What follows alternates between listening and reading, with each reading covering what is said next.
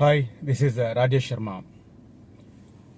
గత 5-6 నెలలుగా నా వీడియోలు చూస్తూ నన్ను ఎంకరేజ్ చేస్తున్నా, నాతో పాటు ప్రయాణం చేస్తున్నా, అదే రకంగా నేను చూపించిన వెంచర్లలో ప్లాట్లను కొనుగోలు చేస్తున్న ప్రతి ఒక్కరికి పేరు పేరున నూతన సంవత్సరాది శుభాకాంక్షలు.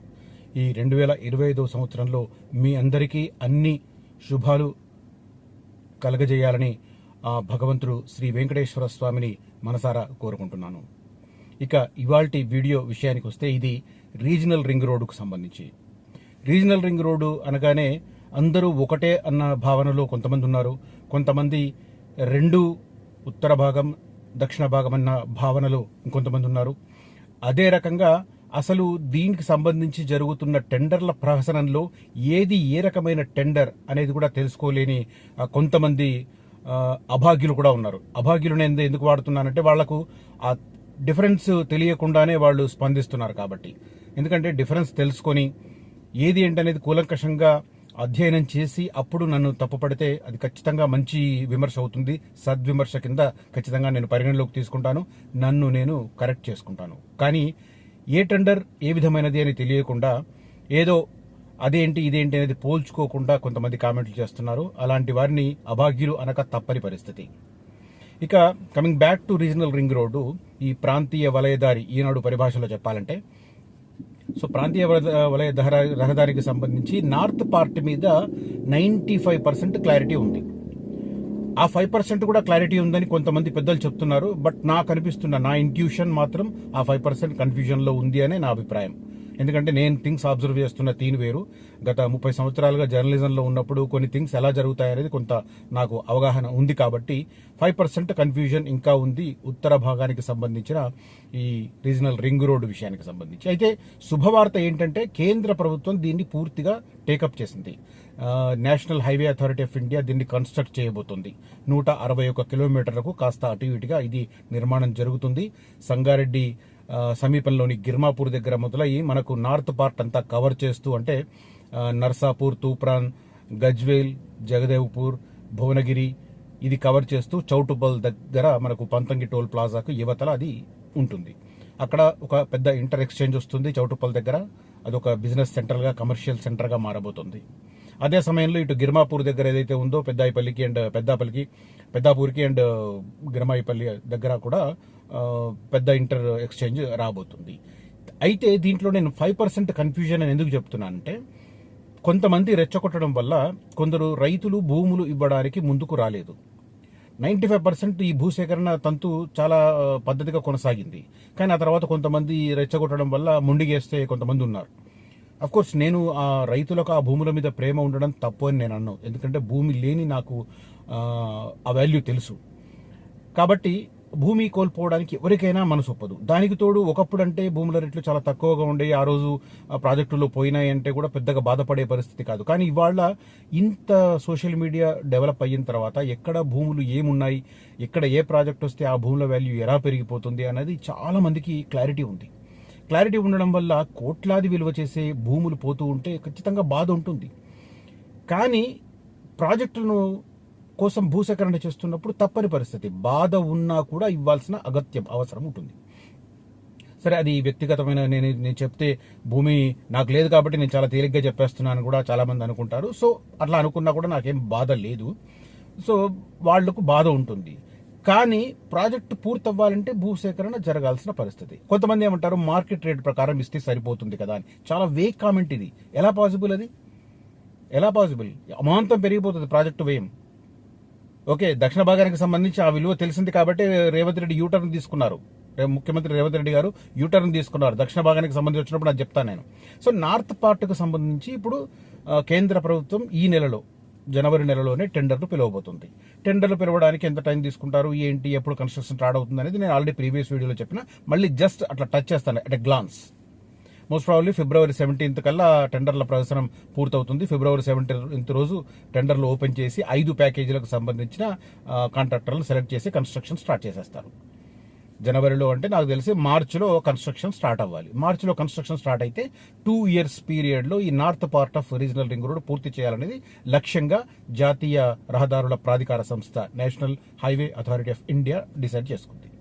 సో కొన్ని ప్రభుత్వం అన్నాక కొంత అన్ని అనుకున్నట్టుగా సాగవు, మధ్యలో హాలిడేస్ వస్తాయి, కొంత లెథార్జీ ఉంటుంది అధికార యంత్రాంగంలో. కాబట్టి గవర్నమెంట్, కేంద్ర ప్రభుత్వం కానీ, రాష్ట్ర ప్రభుత్వం కానీ, అదే రకంగా national highway authority of India కానీ 2 ఏళ్లలో దీన్ని పూర్తి చేయాలని అనుకున్నా కూడా గ్రౌండ్ లెవెల్లో వచ్చే సాధక బాధకాల వల్ల ఇది ఖచ్చితంగా 3 ఏళ్లు పడుతుందనేది నా అంచనా. అది కూడా రాష్ట్ర ప్రభుత్వమే అయితే ఇంకా ఎక్కువ డిలే అవ్వచ్చు. కానీ కేంద్ర ప్రభుత్వం మాత్రం నితిన్ గడ్కరీ గారి రెగ్యులర్ రివ్యూల వల్ల national highway authority of India అనుకున్న టైంకు కాస్త అటు ఇటుగా అన్ని ప్రాజెక్టులను పూర్తి చేస్తుంది. ఓకే, కాబట్టి north part of regional ring రోడ్డుకు సంబంధించి క్లారిటీ ఒక 5% తప్ప మిగతా అంత క్లారిటీ ఉంది. ఇక సదరన్ పార్ట్కు సంబంధించి మాత్రం నేను చెప్తున్నాను, ఇప్పటికి కూడా చాలా మంది ఇప్పుడు నిన్న కూడా రియల్ ఎస్టేట్లో చాలా అనుభవంతో తనదైన శైలిలో దూసుకుపోతున్న ఒక వ్యక్తి కూడా నాకు మెసేజ్ పెట్టి ఆ సదరన్ పార్ట్కు సంబంధించి మ్యాప్ పెట్టండి అని, శర్మ గారు మ్యాప్ పెట్టండి అని. సదరన్ మ్యాప్ నేను ఇంతకుముందు చెప్పాను, 3 అలైన్మెంట్లు రెడీ అయ్యాయి, 3 చోట్ల మార్కింగ్ చేశారు. కొన్ని చోట్ల ఇప్పటికీ వివాదం ఉంది. ఇది చౌటుప్పల్ నుంచి ఆల్మోస్ట్ అమన్గల్ దాకా ఉన్న ప్రాంతంలో ఇప్పటికీ వివాదం ఉంది. రైతులు భూములు ఇవ్వడానికి సంసిద్ధంగా లేరు. కోట్లాది రూపాయలు విలువ చేసే భూములను కోల్పోవడానికి చాలా మంది సిద్ధంగా లేరు. నిజానికి రైతులే అయితే వాళ్ళను కన్విన్స్ చేయడం ఈజీ అయ్యేది. కానీ రైతుల వెనుక ఉన్న కొంతమంది ఐటీ ఎంప్లాయీస్ డబ్బులు ఖర్చు పెట్టుకుని మరి రాజకీయం చేయడానికి, అక్కడ రెచ్చగొట్టడానికి ఒక కార్యక్రమాలు, సిరీస్ ఆఫ్ ప్రోగ్రామ్స్ కండక్ట్ చేస్తున్నారు. దీనివల్ల అక్కడ భూసేకరణ అనేది ఒక పెద్ద ఇబ్బందికరమైన పరిస్థితి.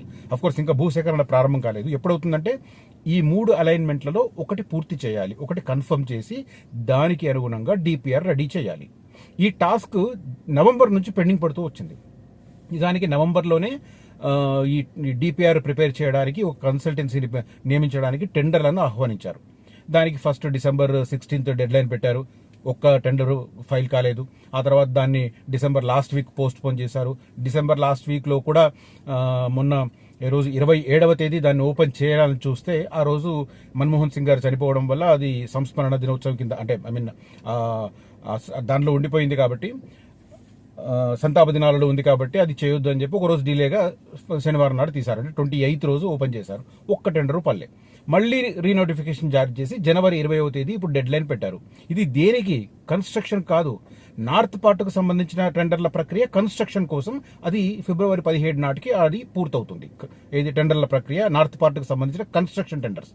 బట్ సదరన్ పార్ట్కు సంబంధించి జస్ట్ అలైన్మెంట్ కన్ఫర్మ్ చేసి దానికి అనుగుణంగా ఒక డీటెయిల్డ్ ప్రాజెక్ట్ రిపోర్ట్ తయారు చేయడానికి ఒక కన్సార్షియంని ఆహ్వానిస్తూ పిలిచిన టెండర్స్ అవి.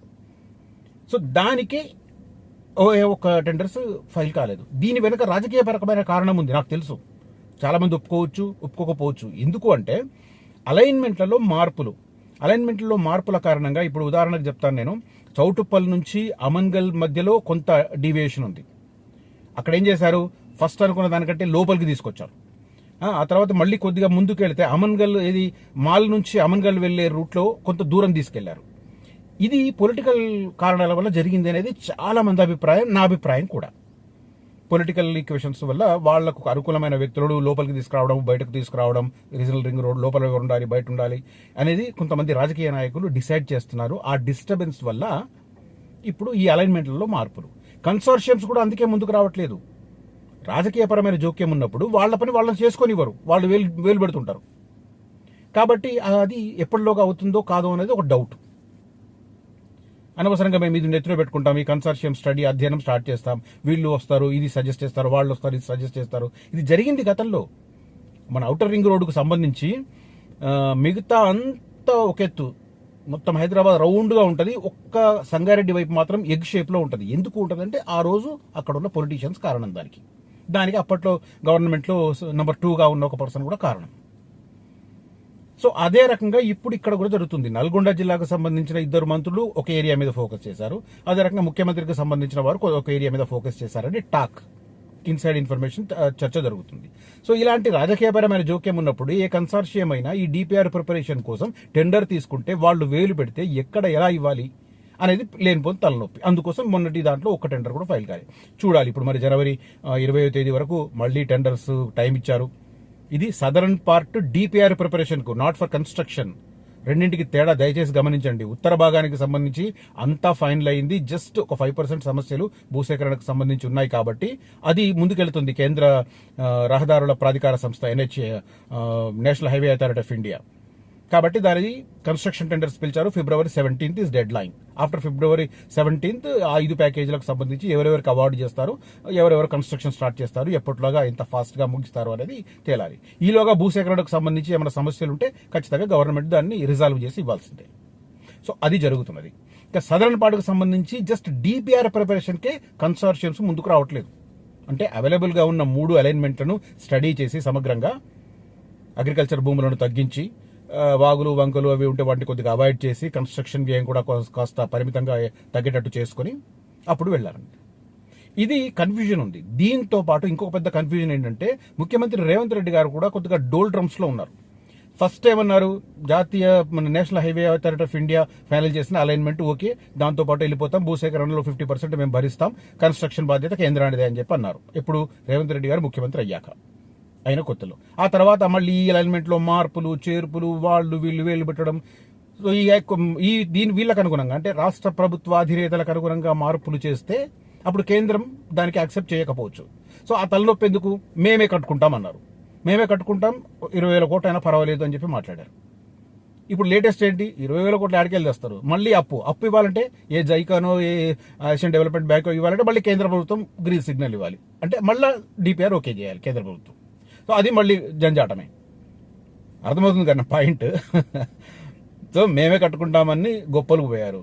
మళ్ళీ ఇప్పుడు ఏమైంది, మేమే కట్టుకోవాలన్నా కూడా ఏదైనా రుణ సంస్థ వీళ్ళకు డబ్బులు ఇవ్వాలి, నిధులు ఇవ్వాలంటే మళ్ళీ కేంద్ర ప్రభుత్వం DPR ఓకే చేయాలి. అది కూడా మళ్ళీ జంజాటమే. ఇదంతా ఎందుకు తతంగం, మీరే NHA కట్టండి, NHAనే కట్టండి, నేషనల్ హైవే అథారిటీ ఆఫ్ ఇండియానే ఈ దక్షిణ భాగం రీజనల్ రింగ్ రోడ్ కూడా కట్టండి అని చెప్పి మళ్ళీ కొత్తగా 2 days బ్యాక్ కేంద్ర ప్రభుత్వానికి లెటర్ రాశారు. మొన్న ఢిల్లీ వెళ్ళినప్పుడు మన్మోహన్ సింగ్ చనిపోయినప్పుడు ఢిల్లీ వెళ్ళారు కదా రేవంత్ రెడ్డి గారు, అప్పుడు కూడా నితిన్ గడ్కరీ గారిని కలిసి రిక్వెస్ట్ చేశారు. ఆ తర్వాత ఫార్మర్ గా ఒక లెటర్ కూడా పంపారు స్టేట్ గవర్నమెంట్ తరపున. సరే ఫస్ట్ మేము గవర్నమెంట్ కట్టాలి, సెంట్రల్ గవర్నమెంట్ కట్టాలి అన్నారు. ఆ తర్వాత మేమే కట్టుకుంటామన్నారు. ఇప్పుడు మళ్ళీ లేటెస్ట్ కేంద్ర ప్రభుత్వమే కట్టాలంటున్నారు.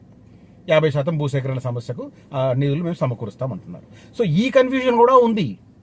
దక్షిణ భాగానికి సంబంధించి ఒకటి DPR ఫైనలైజేషన్ కు సంబంధించిన పొలిటికల్ జోక్యం, అది కన్సార్షియమ్స్ ముందుకు రావట్లేదు. రెండోది కేంద్ర ప్రభుత్వం కట్టాలని ఒకసారి, మేమే కట్టుకుంటామని ఒకసారి, మళ్ళీ కేంద్రమే కట్టాలని ఒకసారి, ఈ పొలిటికల్ అంబిగ్యూటీ కూడా ఉంది. ఈ కారణాల వల్ల నా అంచనా చెప్తున్నారు ఫైనల్ గా ఉత్తర భాగానికి సంబంధించి జస్ట్ 5% సమస్యలు ఉన్నాయి కాబట్టి దాన్ని అధిగమించి 2 to 3 years లో ఉత్తర భాగం రీజనల్ రింగ్ రోడ్ పూర్తవుతుంది. కానీ అది పూర్తయినా లక్ష్యం నెరవేరదు. ఎందుకంటే రీజనల్ రింగ్ రోడ్ రౌండ్ గా తీసుకురావడానికి ఉద్దేశం ఏమిటి, హైదరాబాద్ ను టచ్ చేయకుండా ఏ ప్రాంతం నుంచైనా ఏ ప్రాంతానికి ఏ జిల్లా హెడ్ క్వార్టర్ నుంచి ఏ జిల్లా హెడ్ క్వార్టర్ వెళ్ళిపోవచ్చు, లేదా అంతర్రాష్ట్ర రవాణా వాహనాలు ఏవైతే ఉన్నాయో హైదరాబాద్ రాకుండానే డీవియేషన్ తీసుకుని వెళ్ళిపోవచ్చు. ఈ రకంగా హైదరాబాద్ మీద భారం తగ్గించాలని కదా రీజనల్ రింగ్ రోడ్ వలయాకరణలో చేస్తున్నది. అలాంటప్పుడు అర్ధచంద్రునిలాగా సగం ఉత్తర భాగం పూర్తి చేసి దక్షిణ భాగం పూర్తి చేయకపోతే లక్ష్యం నెరవేరదు. కాబట్టి అల్టిమేట్ గా దక్షిణ భాగానికి సంబంధించి కూడా అడుగులు వేగంగా పడాలి. ఉత్తర భాగం ఖచ్చితంగా 2 నుంచి 3 ఏళ్లలో పూర్తవుతుంది అన్న విశ్వాసం నాకు కలుగుతుంది. జరుగుతున్న డెవలప్మెంట్స్, అదే రకంగా ఈ గత 10 ఏళ్ల కాలంలో NHA ఏదైతే national highway authority of India working style, regular గా మానిటర్ చేస్తున్న నితిన్ గడ్కరీ గారి వర్కింగ్ స్టైల్, అదే రకంగా స్టేట్ కూడా గత కేసీఆర్ సర్కిల్ లాగా ఇప్పుడు అట్లా లేదు, కొంత కేంద్రంతో కలుపుకొని పోతుంది. కాబట్టి ఈ 3 కారణాల వల్ల అది 3 ఏళ్లలో పూర్తవుతుందని నేను అనుకుంటున్నాను. బట్ దక్షిణ భాగానికి సంబంధించి మాత్రం ఇప్పుడప్పుడే పూర్తుందన్న నమ్మకం నాకైతే లేదు. డెఫినెట్ గా 7-8 ఏళ్లే పడుతుందని అనుకుంటున్నాను నేను. ఎందుకంటే ఒకటి డ్యూరేషన్ ఎక్కువ, కొంత ఫారెస్ట్ ఏరియా ఎక్కువ, అదే రకంగా మల్టిపుల్ ఈక్వేషన్స్ ఉన్నాయి, మల్టిపుల్ రాజకీయపరమైన ఈక్వేషన్స్ ఉన్నాయి, అలైన్మెంట్లో గొడవలు ఉన్నాయి, భూసేకరణకు సంబంధించిన సమస్యలు ఉన్నాయి. ఇవన్నీ పోను ఇదంతా ఫైనల్ అయ్యి ఒక అడుగు ముందుకు పడడానికే ఖచ్చితంగా 1 ఏడాది పైన పడుతుంది. అప్పటిదాకా దక్షిణ భాగానికి సంబంధించిన మ్యాప్ దయచేసి నన్ను అడగొద్దు. DPR అయ్యింది, ఏదైనా కన్సార్షియం ముందుకు వచ్చింది, DPR ఫైనల్ చేసి టేబుల్ చేసింది అంటే అప్పుడు వీ కెన్ ఇన్పుట్స్ తీసుకోవచ్చు, ఇన్సైడ్ ఇన్ఫర్మేషన్ తీసుకోవచ్చు, మంచి విలువ చేయొచ్చు. సో రీజనల్ రింగ్ రోడ్లో ఇది జరుగుతున్నది. దక్షిణ భాగానికి సంబంధించి ఒక రకంగా, ఉత్తర భాగానికి సంబంధించి ఒక రకంగా మనకు కదలికలు కనిపిస్తున్నాయి. కాబట్టి రెండింటిని పోల్చి చూసుకోవద్దు అనేది నా అభిప్రాయం. ఓవరాల్గా ఇది RRR మీద వీడియో చేయమని చెప్పి నన్ను చాలా మంది అడిగారు. నా దగ్గర ఉన్న సమాచారాన్ని నాకున్న పరిజ్ఞానం మేరకు అనాలిసిస్ చేస్తూ నేను ఈ వీడియో చేశాను. ఈ వీడియో కంటెంట్ కనుక మీకు నచ్చితే ఖచ్చితంగా ఈ వీడియోను లైక్ చేయండి, షేర్ చేయండి, నన్ను ప్రోత్సహించండి. అదే రకంగా మరొకసారి నూతన సంవత్సర శుభాకాంక్షలు తెలుపుతూ, హైదరాబాద్ చుట్టుపక్కల ఎక్కడైనా ఇన్వెస్ట్ చేయాలనుకుంటే ల్యాండ్ మీద, అవి ఓపెన్ ప్లాట్లు కావచ్చు, లేదా ఓపెన్ ప్లాట్లలో మళ్ళీ HMDA DTCP కావచ్చు, లేదా ఫామ్ ప్లాట్స్ కావచ్చు, అదే రకంగా ఓపెన్ ల్యాండ్స్ కావచ్చు, అగ్రికల్చర్ కావచ్చు, నాన్ అగ్రికల్చర్ కావచ్చు, నన్ను కనిపిస్తున్న నంబర్లో నన్ను కాంటాక్ట్ చేయొచ్చు. నేను టైలర్ మేడ్ చూపిస్తాను. అయితే జెన్యూన్ వాళ్ళు మాత్రమే కాంటాక్ట్ చేయండి. Please don't waste my time and don't waste your time two. This is my humble request. ఎందుకంటే గత వారం రోజులుగా అలాంటి వ్యక్తులను చూశాను కాబట్టి ఈ రిక్వెస్ట్ నేను ముందు పెడుతున్నాను. Thank you for watching this video. Signing off Rajesh Sharma.